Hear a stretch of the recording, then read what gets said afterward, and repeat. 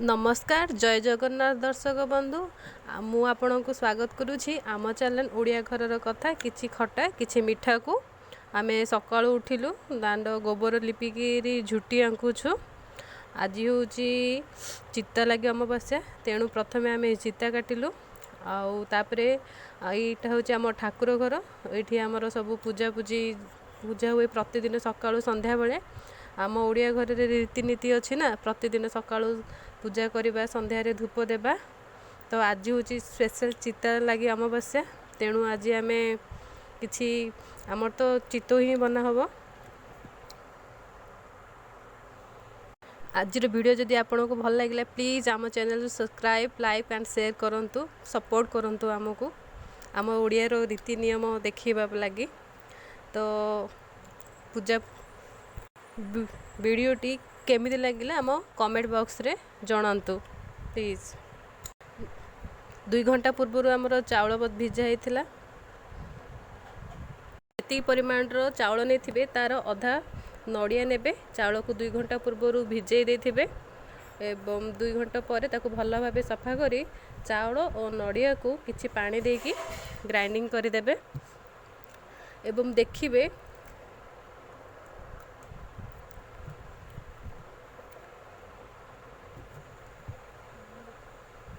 देखिए पेस्टा बेसी खदड़ा न हो कि पूरा बेसी चिकन न हो अल्प जस्ट खदड़ा हो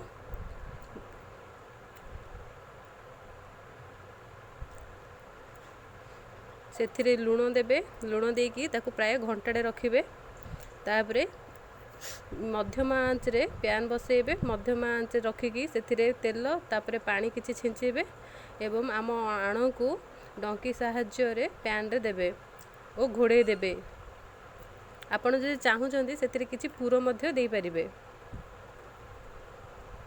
नड़िया पुरो को देई परिबे। देखिबे 1 मिनिट पर आमर चितो पिठा पूरा स्मूथ होगी थिबो कणा कणा होगी थिबो।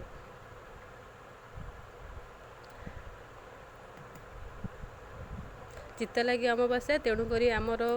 चितो पिठा होगी घरे पूजा हुए।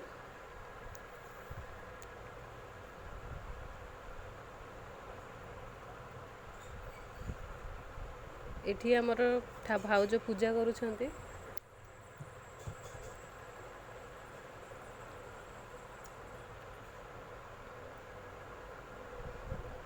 एवं चितो पिठा लगे आलू तरकारी बनैबा से दरकार आमर भूसंग पत्र पियाज टमाटो आउ क्यूब साइज रो आलू कटा होइथिबो सोरिष फुटण पई जीरा लंका गुंड हळदी गुंड मैगी मसला एवं अदा रसुण पेस्ट। प्रथम आम प्रेशर कुकर को बसेबा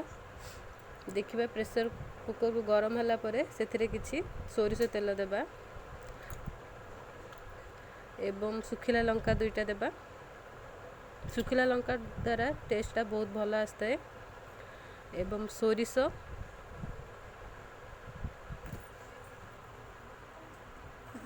जीरा एवं भूसंग पत्र दे पियाज को पकेदेबा पियाज को घांटिबा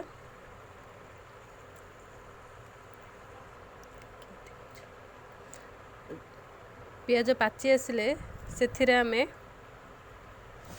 प्रथमे लंका गुंड देबा लंका गुंड देबा द्वारा तरकार कलर भल आसता है ताकू घांटी देबा एवं अदा रसुण पेस्ट देबा 1 चामच अदा रसुण पेस्ट देबे एवं भल भाव ताकू कषिबे।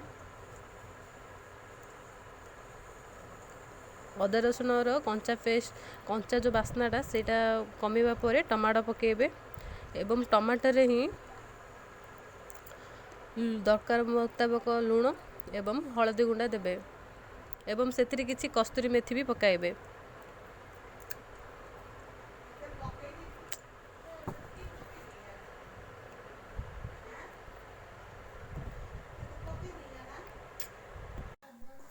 हळदी गुंड लुण देकी भल भाव घांटिबे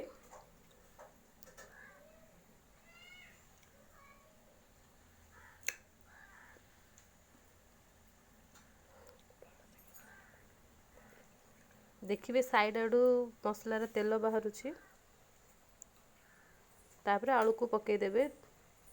आपण सीझा आलू पकई पारे आलू को टिके फ्राए करके तेल रे पकई पारे किंतु मु कंचा आलू बनाऊँगी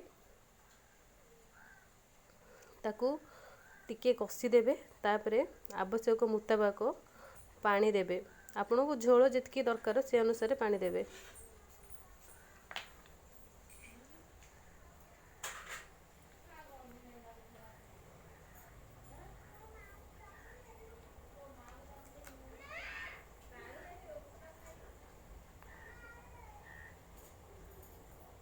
प्रेशर को दे देबे एवं गोटे सीटी आसिला परे चेक करेंगे मु गोटे सीटी देला परे चेक करुछि आलू गुड़ाक सीझी जाइए एबे मैगी मसला पकाउछि मैगी मसला द्वारा तार टेस्ट ना द्विगुणित हो जाए मैगी मसला देकी ताकू भल भाबे घांटी की आपको आपण चकुली सहित खाई परिबे चितौ